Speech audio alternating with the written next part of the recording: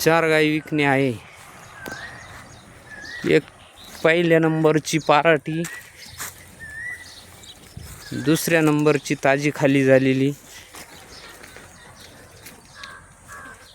खाली कारवड, तिसऱ्या नंबरची काळी बांडी,